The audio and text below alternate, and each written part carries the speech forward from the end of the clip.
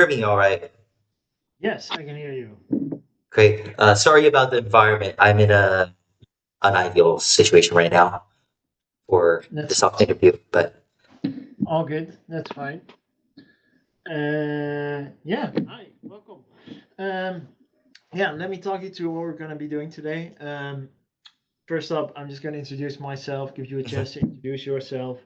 Then, for about 45 minutes, we're going to play a fun little game. It's going to be a lot of fun, I think. It always is. And then at Yep. the end, there's like 10, 15 minutes for you to ask me any questions you have about me, about what I do, about Optiver, anything you want to ask, really. So Awesome. yeah, first up, my name is Olaf. I'm from the Netherlands. I studied econometrics. Joined Optiver about 4 years ago. Initially in a part-time role as a trading analyst, and then after half a year, I became a full-time employee as a trader. Uh, I trade the treasury options, so options on U.S. government bonds. It's very fun. I think it's a very enjoyable desk. There's a lot of macro themes, things going on. Geopolitics, man, there's a lot. Broader economic themes, stuff like that. Yeah, so yeah, it's very nice. You have to be on top of headlines, and a lot of different things matter. So I think that's very interesting. Besides that, I do a lot of programming as well. I build dashboards, do data analysis, that sort of stuff. Um, Outside of work, I like to read. I like to go bouldering. I like playing video games. So yeah, that's a bit about me. What about you? So, I'm a science and data science student at Imperial College London. I just finished my first year. So currently during the summer, I'm doing three different internships at once. They're all like software engineering related, but I'm actually right now I'm in the building that I'm doing my internship in, and I left early so I could do this interview.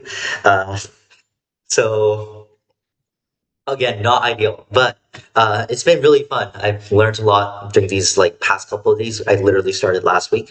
It was really fun. Aside from that, I just generally enjoy learning about a lot of different things. So obviously, with applying to a job like being a quant trader, I'm interested in math, science, all that sort of stuff, the quantitative fields. But I'm also interested in the humanities and the social sciences. So as part of my degree, I do economics. But aside from that, I love history. I love literature, reading, as you said. I love reading as well. Uh, I love art history, all of that. And aside from academic stuff, currently I enjoy doing a lot of hiking. Um, I enjoy biking around London. I just think that's a great way to spend your time. And especially, I don't know if you've heard, are you currently based in London? I'm in Amsterdam. Amsterdam. Okay. So they did like a program where every Sunday, hello? You, I'm not sure you're allowed in here, right? I have a key card. But like there wasn't an empty room, so I had to use this one. I have an interview right now. Okay. Is it fine if I just stay here for like an hour? Yep. Yeah, Okay. yeah, yeah, that's fine. Thank you Okay. so much. Yeah. Anyways, so there's a scheme going on where every Sunday there's Santander bikes, sponsored by Santander Bank, and currently during the summer they allow us to buy a day pass for free, so you can ride around the bike for free without any charge. So I'm enjoying that as well. Uh, yeah, that's about Nice. it. All right, cool. Yeah, nice. Yeah, then let's just move on to the interesting part, the little game we're gonna be playing. Um, yeah. So, are you able to join the Optiver Assessment Portal interview for me? Yes, yes. You want me to share my screen as well? Yes, please.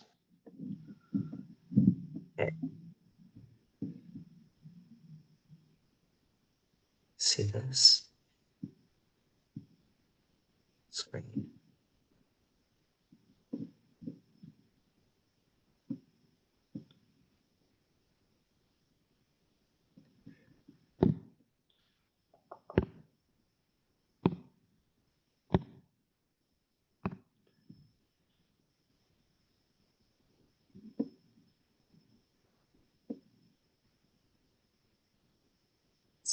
Interview two, right?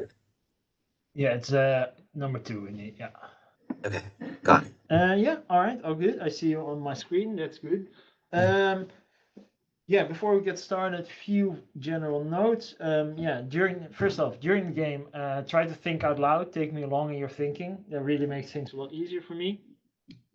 And secondly, if anything at any point during the interview is unclear, just ask, right? Like my intention is never to confuse you. Yeah, so if anything is unclear, always feel free to ask questions. Yeah, then I'm just gonna go ahead and click start interview, and then we can get started with the game.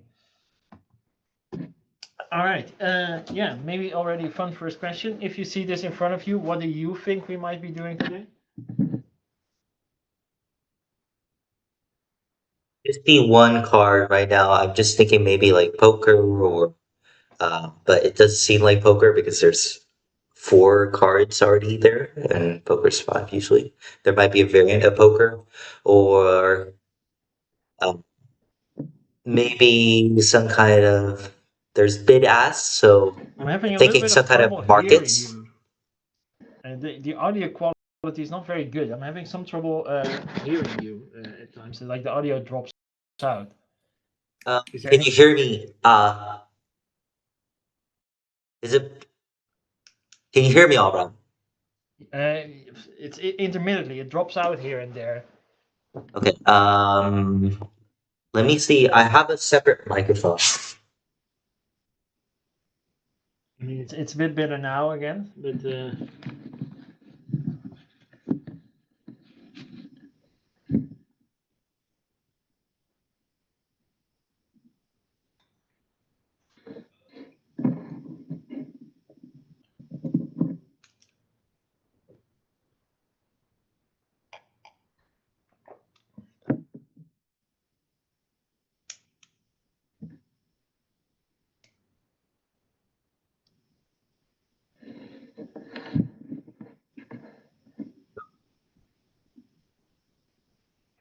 See if I could do this audio on this microphone. Can you hear me now? yeah, right now it's fine. Okay, great. Just let me know when it drops out. Yeah, cool. Will do. Yeah, all right. So let me just explain the game. Yep. It's gonna be a trading game. It's you gonna be trading against 4 CPU opponents. Hmm. And the thing we are trading today is the sum of the 9 cards you see in front of you. So there's 9 total cards. You see your card already, and then there's 8 cards you cannot see. Just like you, each CPU has 1 card they see, and then there's 4 shared community cards that we will reveal throughout the game. These cards, they are drawn from a special deck. This deck has no diamonds, so only hearts, clubs, and spades. Where the hearts, they have a negative value, and the clubs and the spades, they have a positive value. So the black suits are positive, the red suit negative. The value of a card is its face value multiplied by 10. So a 9 is worth 90. Ace is the lowest, king is the highest. So ace is worth 10 points, and a king is worth 130 points. Yeah, so your card, you have a black 9, so it's worth 90. Maybe already first question. If I draw at random a card from such a deck, what is the expected value of such a card? Diamonds are negative, not present, Yeah, and no diamonds are. red Yeah, cards are negative, and black cards are positive. correct. Okay, so that means I'm just gonna assume a normal distribution with replacement. Actually, I don't need to do that. It's the first card. So yeah. So total, that means that there are, just assuming one deck, um, Yeah, there's 13 of each suit. So 13 red cards and 26 black cards. And then on average, each suit is gonna average out to 7. So that means because if you sum it all up, divide it, average, you get 7, which means that in the end, uh, the red red suit heart and one of the black suits are going to cancel out on average, and then you're going to have the black suit. And you said that the face value multiplied by 10 is the value of the card. So that means on average, you're expected to pull a card that's worth 70, I believe. Almost, except is it really true that the two cancel out entirely? Well, let's see. Let's say I have only 3 cards. I have two Mhm. sevens and one -7, and I draw one at random. Right. Then no, I thought the situation was we're drawing one card from the deck, the first card. Is that not the situation? Yeah, correct. That's the situation. Okay. Then we have 13 cards. We there's equal probability of drawing every card, and then we just need to multiply the probability by the expected payoff, the payoff by each card. So there's 30, what is it, 39 cards, 1 over 39. And then you just multiply that by the expected payoffs because you could just factor that out and then just add the expected payoffs of everything inside, which means that it would be, it would be 140 times 6, which is 84, 7, 910. So 910 for each deck, which means that as I said before, the red suit and the black suit cancels out. So that means it's 910 divided by 39, which would be approximately 20. Is this right? 20.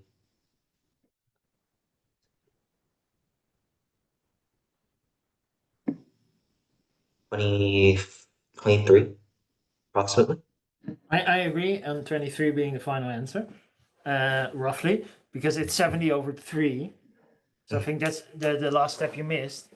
Like indeed, one suit average 70, but then it's 2 positive, 1 negative. So the EV becomes 70 over 3. Yeah, makes sense, right? Yeah, all right. So indeed, we have 9 cards drawn from this deck.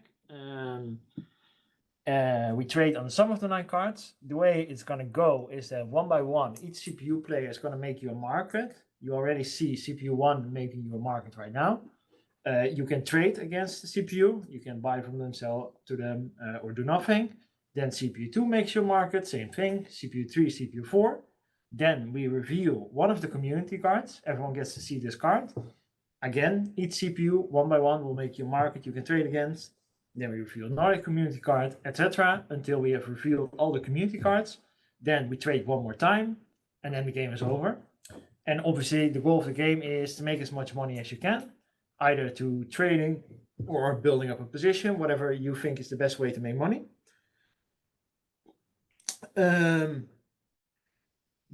Just to make sure you understand the market. You already see CPU 1 making a market. Let's say you were to buy from CPU 1 right now, what price would you have to pay?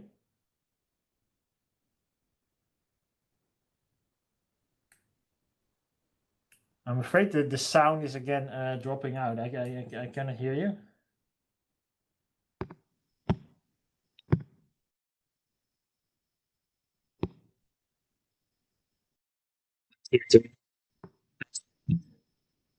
Right? Yeah, I can hear you now. It's 304 for one lot. Yeah, exactly. 304 is the price you would have to pay. Yeah, so that's pretty much the game. Let me ask you another question. Given that you already know one of the 9 cards, your own card, what is currently your expected value for the sum of the 9 cards? So the final settlement value? So that would be just, again, I'm going to go back to the first thing I said, which is assuming a normal distribution where it's with replacement, then it's going to be the same. And each event is independent of each other, just as an assumption. So it's going to be 23.333, or 70 over 3 times 9, which is going to be 210. Except you already know one of the 9 cards. Oh, except I already know. Yes. So I already have 90 showing here, which means that the other 8 is unknown. So then we'll do 90 plus 70 over 3 times 8, which is 560 over 3, which is approximately 186 onwards, 186.66. We'll just round that up as 187. So 187 plus 90 would be 256, 257. Is that right? Wait, 187 plus 90. 200. Sorry. I think I got it mixed up. 70, 160, 187. 187 plus 90. Yeah, 277. Yeah, I agree. Yeah, makes sense. All right, yeah, so that's pretty much the game. Is that clear, or is there any questions? That's so I'm the last one that will be able to quote, right? Or do I not get to quote at all? You don't quote. You only Okay. trade against the CPUs who offer quotes. I see. So I only get to market take. Yeah, exactly. Got it. Okay. Got it. I think I'm ready. All right, cool. Yeah, maybe let's just trade for a round and then see where that takes us. Okay. So do I have money, like do I have a money roll that I need to spend out of, or is it That's infinite? a good question. No, there's no money, so you can just go infinite, whatever. At some point, I might impose a risk limit on you. Like, I don't want Okay. you to have too much exposure, but there's no money. You can just trade as much as you want. I see. So currently my fair value given my card is 9. The fair value, if I didn't know my card at all, would be the one I calculated before, which is 210. Given that the CPU has given a market that's way above that, I'm assuming that CPU 1 has a positive card. If we look at the bid ask right now, the middle position in the bid ask is 294.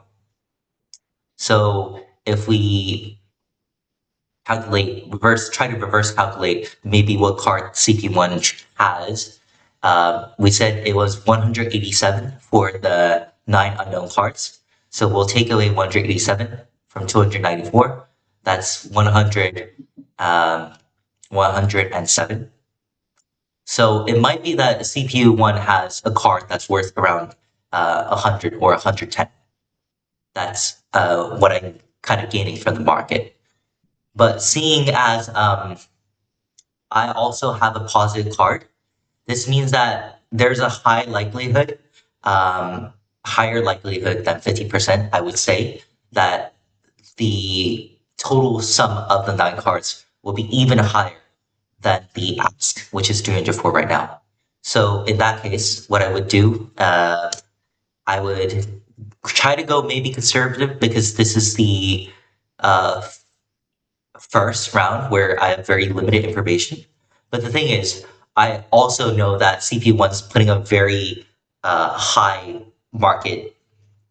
uh, So that what makes me want to bet very aggressively. So I will average that out. Let's just say it's 10. And I will, what should I do? I will Ah, buy yeah. 10 because I think the value of the some of the 9 cards will be higher. All right. At this point, you see it says a quote size 1 under the CPU. That Yes. means you can only trade 1 lot Okay. currently. At some point, we'll bump up this number, but for now, you can trade only 1. I see. Then I will buy 1 lot at 304. Sure. Okay, so the second CPU is also quoting the same thing. Um, that leads me to believe that The second CPU has a very low card in absolute value, maybe like a 1 or a 2. So, but it still doesn't affect my hypothesis, does it? It kind of decreases my hypothesis because as we calculated beforehand, the average expected value of a polygon card is around 0.3. So given that CPU2 might have a low card, maybe even a 1, an ace, I would say it lowers my expectation of the sum of the line cards slightly, but it doesn't lower enough that I wouldn't buy because CPU1 already gave away so much information that they have a high card. They likely have a high card. So I will still buy one lot. Cool. Okay. So CPU3 now decrease or like move the market down.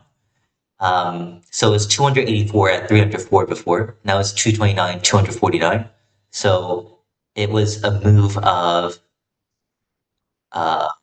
55. That's quite a significant move. So I'm assuming that CPU3 has a red suit heart card. Maybe that's significantly lower. I would say because the fair value is, what is it? 180, 187, 210. And it's still above the fair value if none of us knew any of the cards, 9 cards. I would still say that CPU3 is considering CPU1 and CPU2's position, maybe, and considering that CPU1 has a high, very high card. So I wouldn't expect CPU3 to have a very low card, enough so that it would cancel out CPU1's very high position. And obviously, I have a very high position of 90.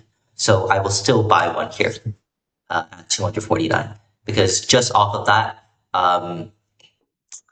90 plus what I expect CPU1 to have, I'll go conservative and say 100 instead of 110. That would be 190. Let's say CPU3 has negative 60 or even negative 70 to be very conservative. Then that would be 120. And then we have 1, 2, 3, 4. And then CPU2 had maybe an ace somewhere, positive or negative. So let's ignore CPU2. That leaves us with 5 cards, CPU4's cards, and the 4 community cards.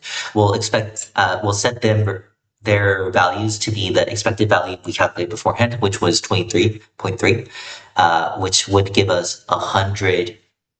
Was it around 117? So that would mean that it's 117 plus our position of 120 approximately, which is already very conservative, which will give us 230, 240. Okay, so maybe it isn't that good of a choice to buy here. I think I'll pass here because the way I calculated that, it was within the bid-ask spread. So I think it's a good idea to pass here. All right. Okay, now we got information. I think it was good to pass there because CP4 lowered the bid even more. I think it was, if I'm not mistaken, it was 229 before, and it was lowered to 174. So uh, that's 55 again. So CPU4 likely has about the same negative card as CPU3. In that case, my decision is still to pass because this additional information, the bid-ask spread is still 20, which was the same with all 4 CPUs. And given that new information and knowing that CPU4 maybe has somewhere in the 50s, 60s minus range, a 5 or 6 card, that would lead me to still place my expected value in the bid-ask spread. So I'll pass here. Sure. All right. First community card review.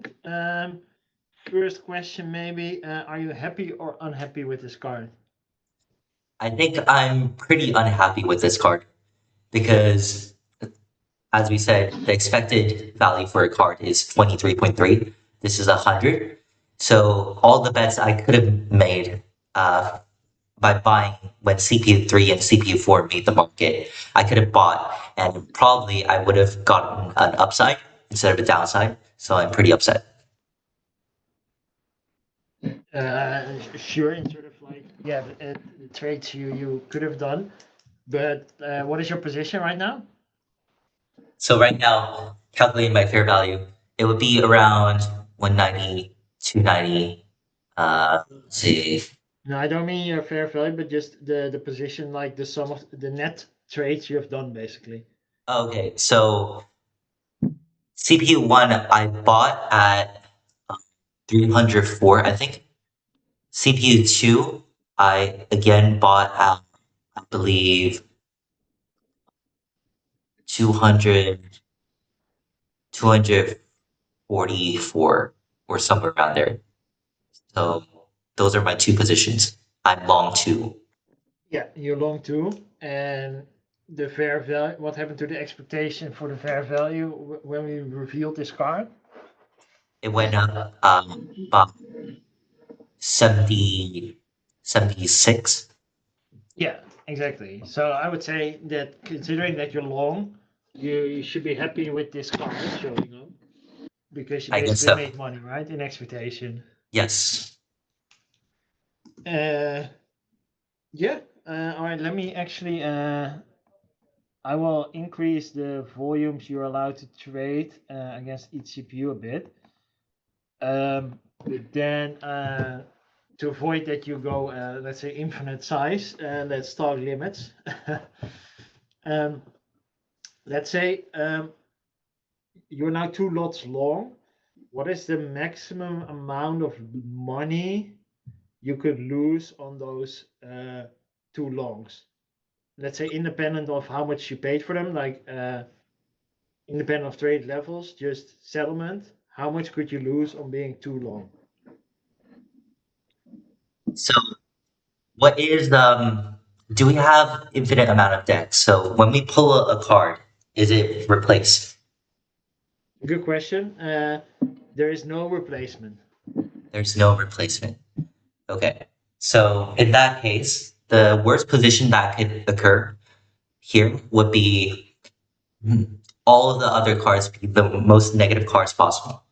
So you said there's no replacement, so we're only dealing with 39 cards. In that case, we could have negative 13, 12, 11, 10, 9, 8, 7. So negative 13 to 7. So in that case, the total value on the board would be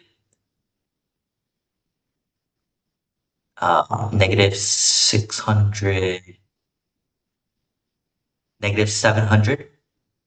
Yeah, negative 700 and then plus 190, which is 500, negative 510. So the board could be negative 510. And my position was two longs at 304. Did you tell me to disregard my Yeah, like numbers? let's say ignore the traded levels. Okay. So then So it's mhm, 2 times 510 basically, right? yes, negative 510. Yeah. So in terms of limit, let's say I don't want you to take a position that could lead you to lose more than 5,000. Right. Does that make sense? Yes. All right, cool. And yeah, so the volumes are up to 3 now, so you can trade between 0 and 3 lot with each CPU. So yeah, let's do another round of trading. Okay.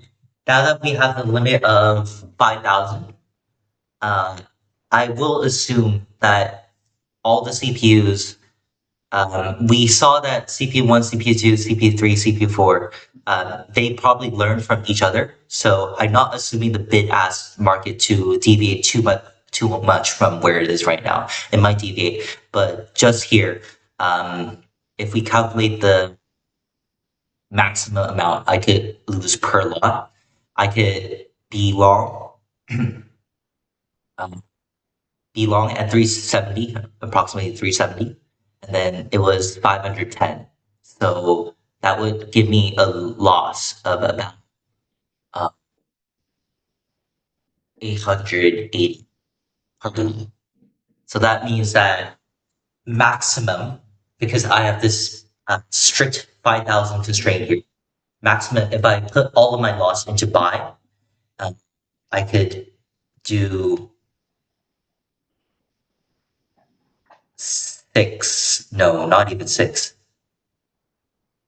5. 5 lots max. But that's if I put everything into the long position. If I put some into the short position, I might be able to do maybe maximum 6 lots. So in that case, I will recalculate the fair value. So we expected CP1 to have around 11, CP2 to have around 1, CP3 and 4 to have around -5. So that would mean the current value on the board would be 210. And then the 3 other cards, we'll still expect them to have, actually, we could expect them to have, we could expect them to have a value of slightly less because you said it was without replacement. And the high cards, 10, 9, and assuming that CPU1 has an 11, the high cards has already been drawn. So I'm going to adjust my expected value for the 3 cards, the 3 community cards to around 20. That would leave me with an expected value of the entire board of, what was it? 120, 120, 20, 210, 60, 270. So definitely, I would not take this. I would take this market not at a long, but since CP1 is selling at 349, that means because my expected value is 270, or my expected payoff, expected value of the board is 270. My expected payoff if I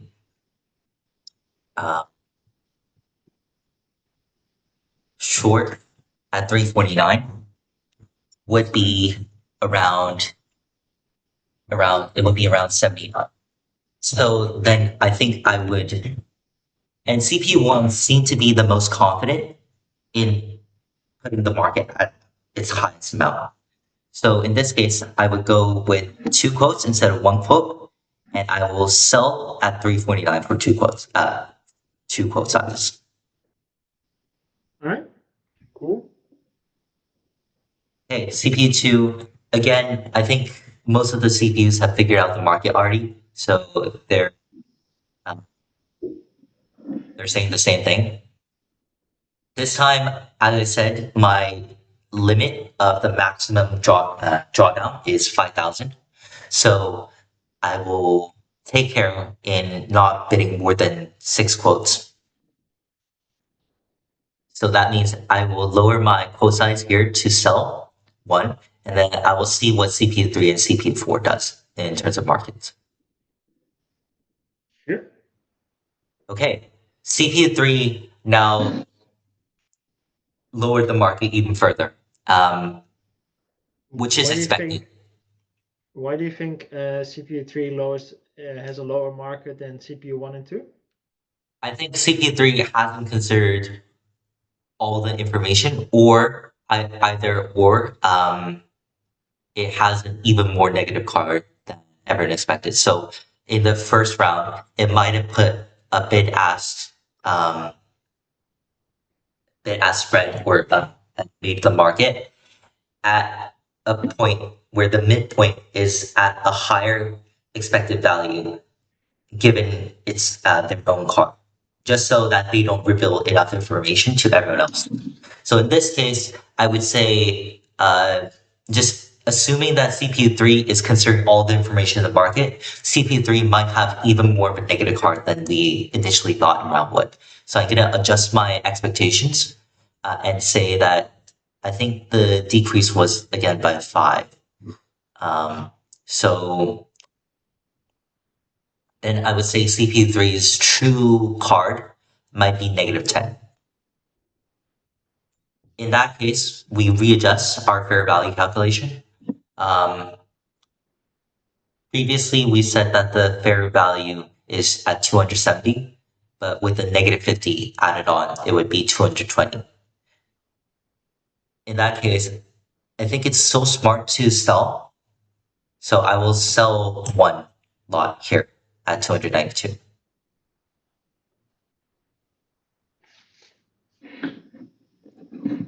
Okay, CPU4 lowered it even further.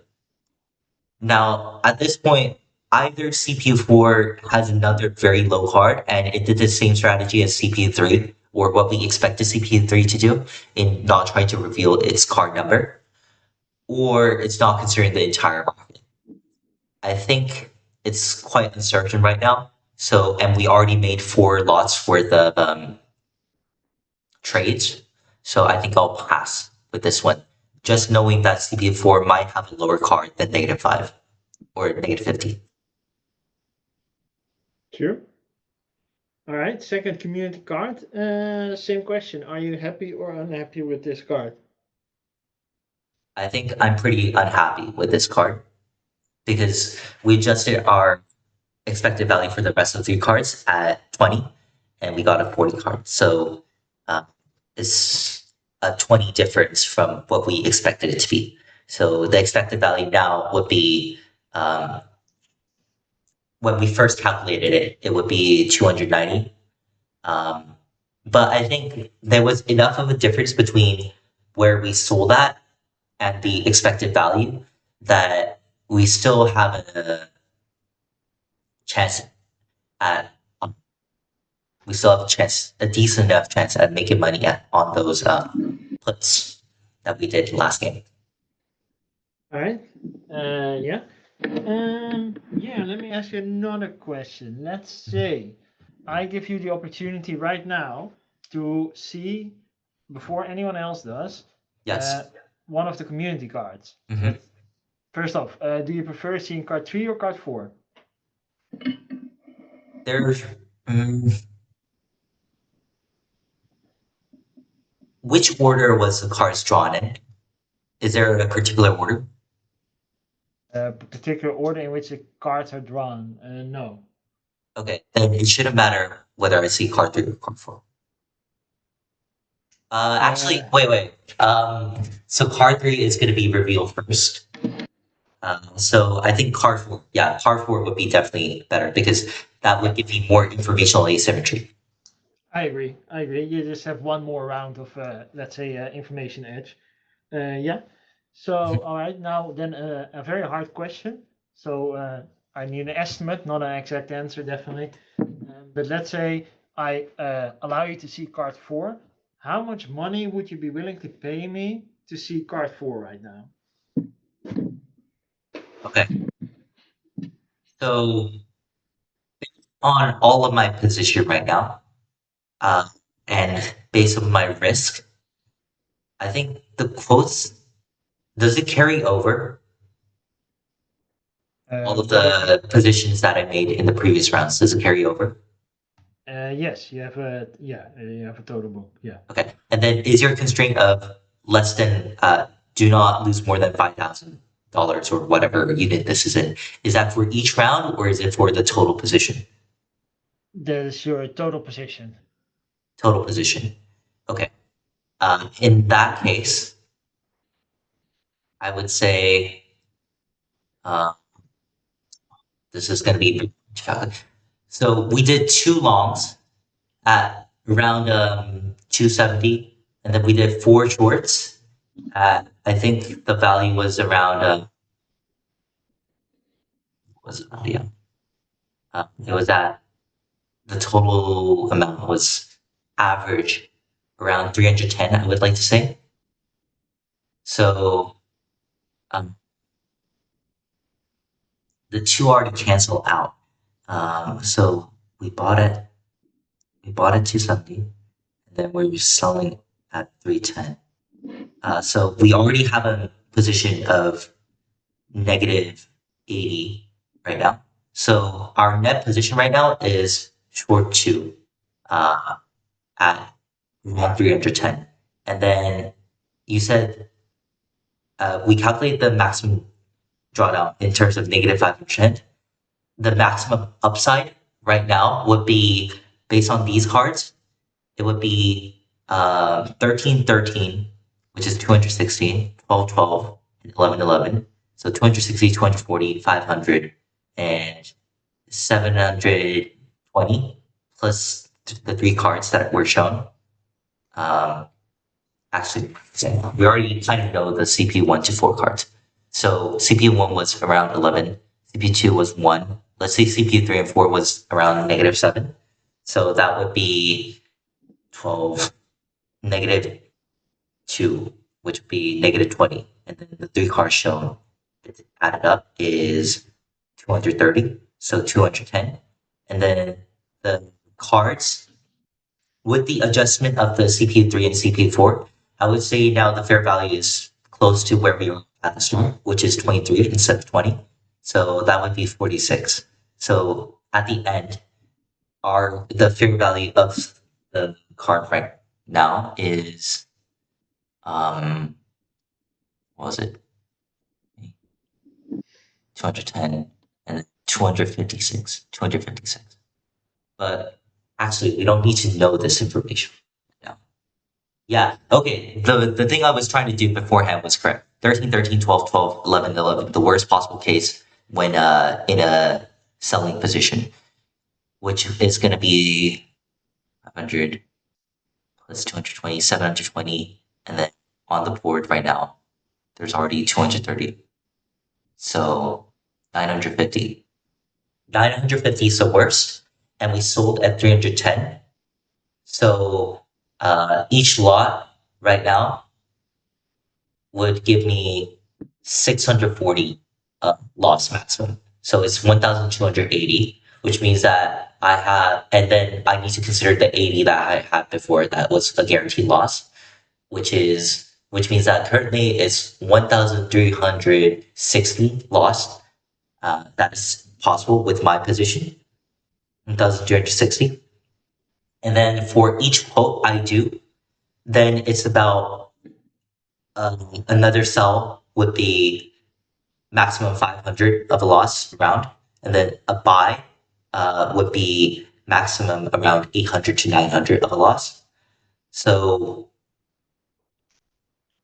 there's about if we settle our position and do longs, then I guess we could do about 3,000, 3,700,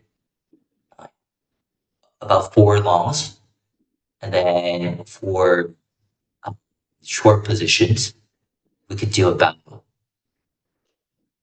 100. We could do about 7. Okay. 7, and then 4 longs and 7 shorts. That's the maximum we could do. So let's calculate the expected payoff I would get for each position I might take, depending on what happens at the end. If I do it now, the fair value I believe we calculated was 256. So What are you trying to get at for calculating, let's say, the value of card 4? Or C in card 4? I don't really follow. So what I did was I first calculated what are the possible maximum lots I could put either in the buy side or the sell side. I calculated 4 for the buy side and I calculated 7 for the sell side. I also calculated what is the maximum possible loss I could do with my current position, which is 2 sell lots. And I calculated that to be negative 1,360. That means, and that informs me on how much I could buy or how much I could sell in the future bonds. Now, Yeah, sure. that was all the things that I did beforehand. And now what I'm going to do is I'm going to try to calculate the approximate expected value of me getting to know card for its value and what benefit that would bring me in terms of expected value. So right now, I already kind of know all of the other cards except card 3 and card 4. And I estimated it to be at 23. And um, there are less cards at the negative end than at the positive end, even with all the cards that are on the board right now that are black suited. So I'm thinking right now, if I continue my sell side positions and that That means that if I get information on Carrefour that skews me towards selling because or a short position, I would say um, approximately there's let's just say there's a 1/3 chance of being less than the fair value, and or like no, there is a 1/2 chance of being less than the fair value and a 1/2 chance of being more than the fair value. So being negative would inform me greatly. All right, let me explain my reasoning. I would say on average, it's going to be around the fair value when we reveal Carrefour. The benefit I gain from revealing Carrefour would be if it skews heavily towards one side or the other. So if it's a very negative card or if it's a very positive card. Now I need to weigh the chances of that happening against the money I'm willing to pay to gain that knowledge. As I said, I only have 4 lots spent on the long and 7 lots to spend on the short. And I'm based on the fair value right now, the expected value that I can gain off of either long or shorting is less than 100 per per lot. So if I do longs, it will be less than 400 expected value. If I do shorts, it'll be less than 700 expected value. Whether I do shorts or continue to do shorts or continue switch over to longs and settle my position right now of 2 shorts depends on the future cards like card 3 reveal and the market that the CPs reveal. However, that let's just average those two and say that I get less than 550 of expected value by trading on the market to my fullest. And the information that Carrefour reveals can skew me either towards to a long position or a short position. It won't be exactly very informative though, on average, because it's not gonna. There's a very low likelihood that it's gonna be like -13 or it's gonna be +13. That means I would roughly put the estimate maybe in the middle. Let's just say the expected value is 2, and uh, the ups. Let's continue to do on the sell side, which is probably what I'm gonna do is continue to do sells or buy the bids of the CPUs.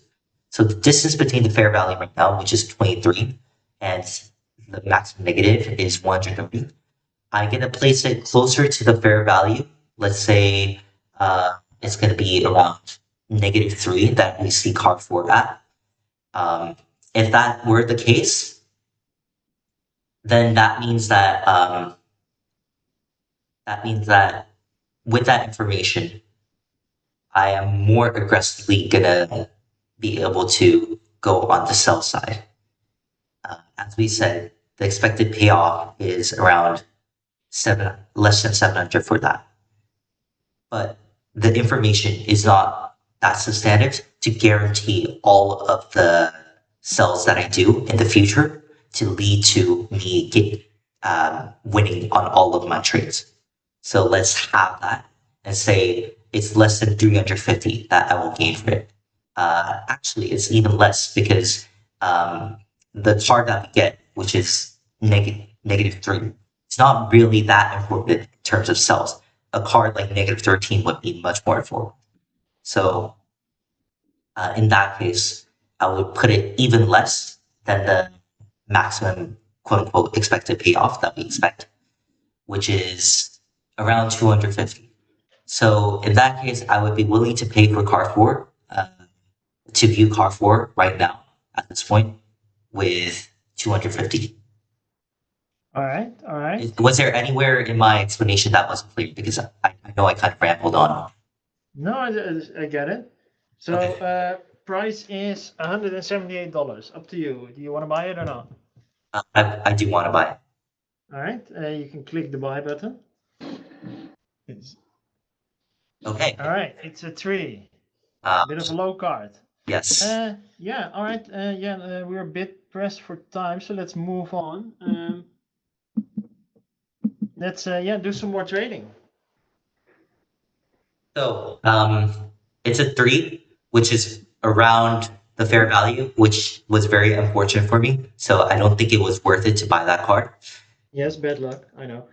Uh, yeah, but updating our fair value again, that would be around 260, I believe. So I'm still gonna be on the sell side.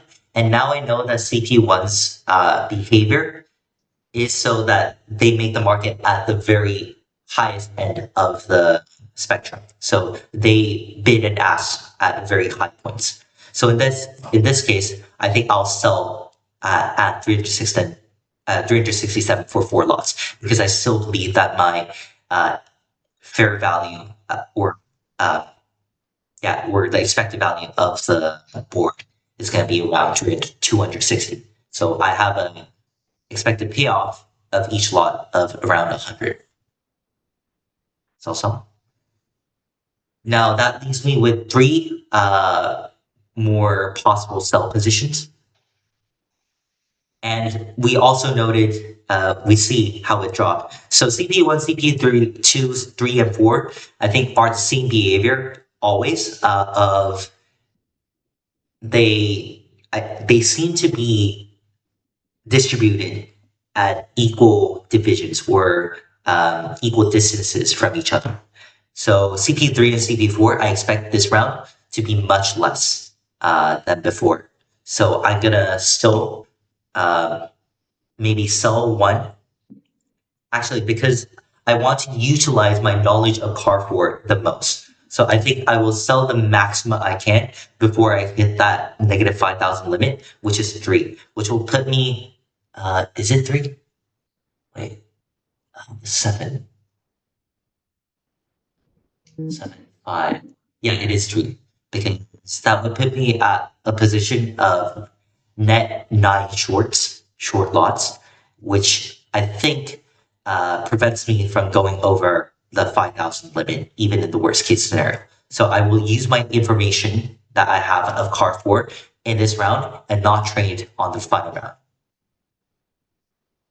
And then I'll pass these two. Okay. So Hi, that Carl. is also very unfortunate, but my expected value is still positive for all my trades, I believe. And as I said, I've expended all of my possible risk, so I need to pass on all of these. Yeah. Wait, yeah, is that true? It might not be true. Let me recalculate. So 9, 10, 4, 3, Well, 11. let's say you're at your limit now. What is something you could consider doing? Let me ask you for who do you think is going to offer you the lowest market in this round? CPU 3 and 4. Yes. And what market do you think CPU 1 and 2 are going to offer you, let's say, next round? Is there another round after this? There's going to be one more round. Okay. Card 4 gets revealed for everyone else after Um, this round, and then there's one more round. see. What was your question again? Sorry. Well, let's say CPU 3 and 4 are going to give you a low market, right? As you Yes. expect. What market do you think CPU 1 and 2 are going to make after that? Is it going to be higher or lower than what CPU 3 and 4 made? It's going to be higher, probably, Yeah. because it's a positive card. Yeah.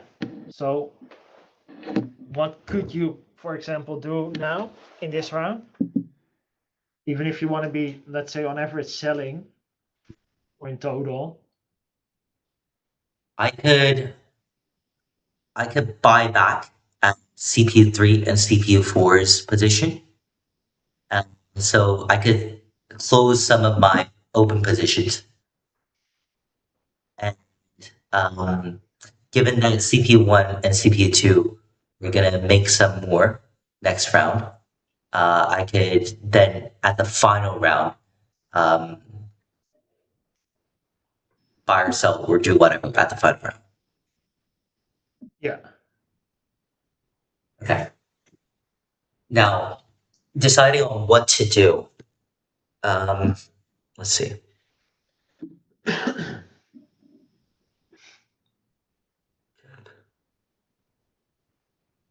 Mm,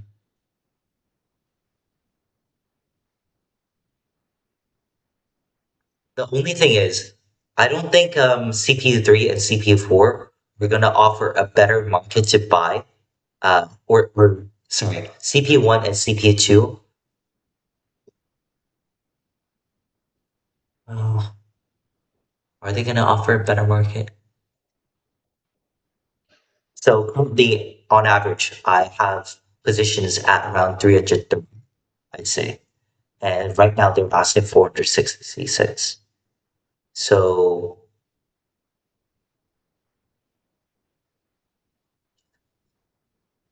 yes, yes, I get what you mean. Then I would pass on these. Now the ask is 406. That means I could settle all of my 9 positions open, uh, or 8 positions maximum at a guaranteed profit of around 70 per lot, which would be 560.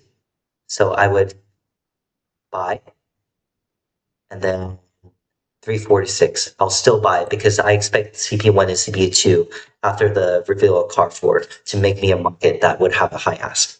So I'll buy this. I It does agree. have a high ask. So Right. then I The will. last round, a bit special. So last card is revealed. I'm gonna bump up a few of the numbers. Last round is a bit special Yep. that you have to do all your remaining trades in 20 seconds starting now. So go ahead. 20 seconds.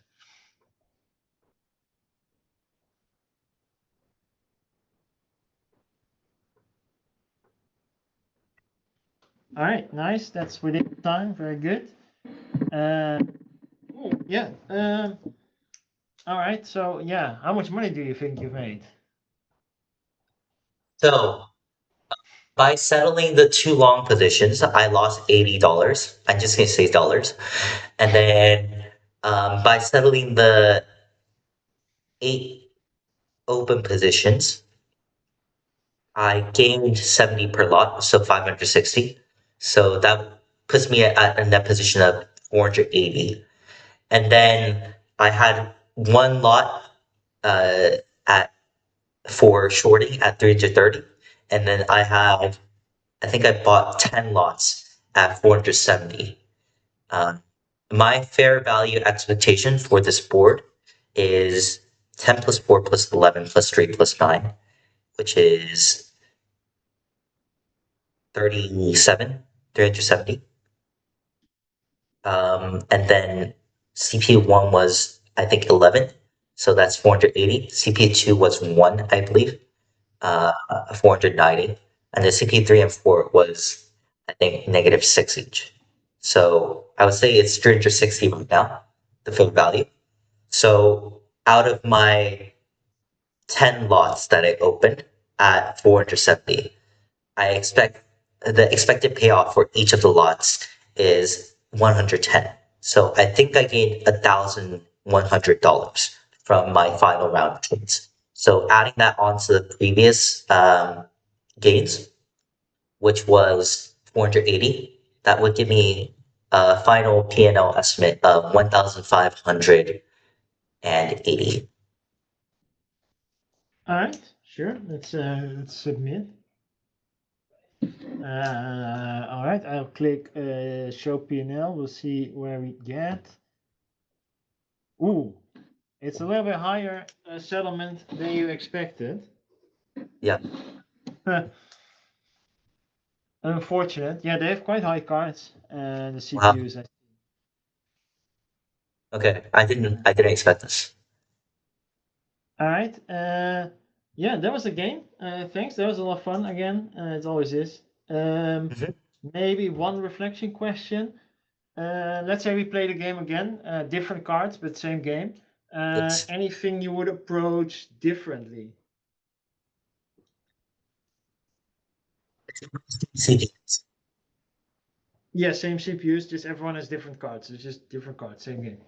I think the CPUs are more hesitant to show their fair value in the first round than I first expected.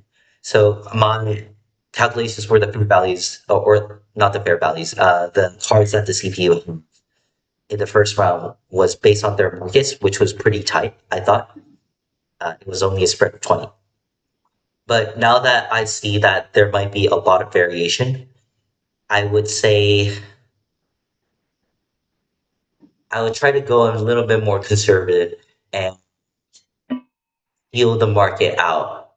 Uh, Maybe a couple more rounds before I put in more money. Maybe round two, even round three, I would wait until I actually make my bets because if I have a chance, like seeing Carf work again at um, round two, I would see Carf 4, given that it's a reasonable enough money payout, and I would make my trades from round two onward. I probably won't make any trades on round one. That's my takeaway. All right, cool. Yeah, makes sense, I guess. Yeah, awesome. All right. Yeah, that's it for the game. We're a bit short on time, but let's say last 5 minutes or so. Any questions you have for me about Optiver, about internship, about anything you want to ask really? Um, yeah. So I just have a question. I asked a lot of October traders and interns and previous forum participants about their experience with me. So I think I gained a lot, but I'm interested in learning about your experience at October too. So you said you're a trader. How long have you been in October? How do you feel the culture is? What's the most valuable lesson you've learned at? Yeah, I've been for 4 years now, trading for let's say 3.5 ish. Um, Definitely, yeah, a fantastic time here. A really enjoyable company to work at. With very little sort of in terms of hierarchy. You can move very fast. You don't need approval to do things. You can do work very independently. Well, you work together, but you don't like you're free to pursue whatever you think is a good way of making money and improving the company. Yeah. Uh, so that is fantastic. Really, I really like that. In terms of lessons learned, I think. Um, it's very humbling to work at Opter. There's a lot of very very smart people. So yeah, you have to gonna have to accept that you're not nearly the smartest person here. You're also gonna learn that even though you gain confidence in your trading abilities all the time, and you think, oh, I'm actually quite good at this trading thing, the market is gonna turn around and then smack you in the face with that in a little bit. You're gonna learn that there are a lot of things you still don't know, and this just keeps happening. Um, yeah, so I think that's one of the big lessons you learn is how much there still is you don't know, and how much smart people are out there, hopefully working with you in an observer, but also competing against you from somewhere else. So how long have you been working in the treasury like, division or department? And This, sorry, like, the sound dropped a little bit. Can you repeat the question? yeah, can you hear me? Um, can you hear me now? Sorry, I still can't hear. The sound is dropping out. Uh, can you hear me? One, Yeah, two, three. now I can. Now it's good. Okay, okay. Yeah. So, um, how is it working in like you said you trade treasuries, right? Yeah. Treasury bonds, treasury notes.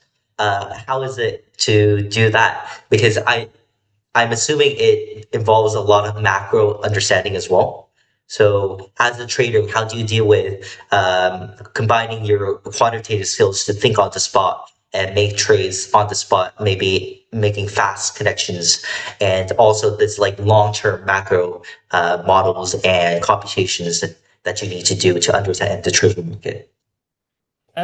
Yeah, I mean, yeah, it's definitely a lot of macro understanding, understanding big themes, headlines. You have to have sort of quick understanding of, oh, this headline means this, etc. Um, yeah, it's always a balance between long-term positions and short-term positions.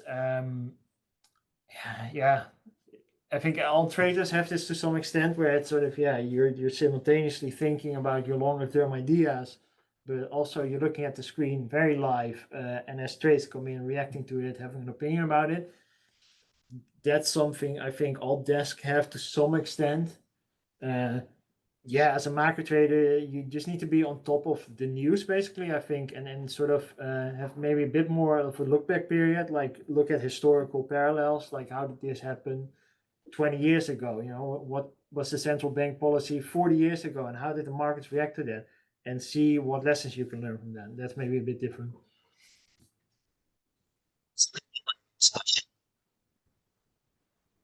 The sound Expect. is dropping out again. Sorry. Can you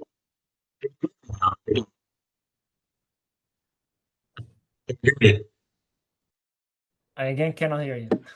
you hear me now? Yeah, now I can. Now. Okay. Make this my final question since you need to go, obviously. Um, this is, I think, it's an unconventional question to make, but do you think the interview process as a trader conducting all these interviews, do you think it really reflects um, what Optiver's values and what Optiver looks for and what you as a fellow trader look for in your colleagues, your future colleagues? Yeah, I think it does sort of in the sense that Optiver is very much a trader-run company, right? Also, all the roles that are not directly trading involve a lot of people who used to be traders. Yeah. So there is something to be said for, yeah, traders Okay. being very involved with everything. So also in the Right. interview and the recruitment process. Also, traders often talk with software developers. They talk with all other teams, risk, institutional traders, all of them. And you guys have a very like back and forth, very connected company culture and Yeah, yeah, communicative culture. So definitely, definitely. that's great to hear. Awesome. I hope I've been able to like make you enjoy the 1 hour you had interviewing with me. I know it's like time out of your workday, your very busy workday, but I'm No very worries. glad you decided to interview me. I had a great experience. Thank you. That's great. Yeah, I had fun too. Thank you very much. And Thank you. yeah, have a nice evening. You too.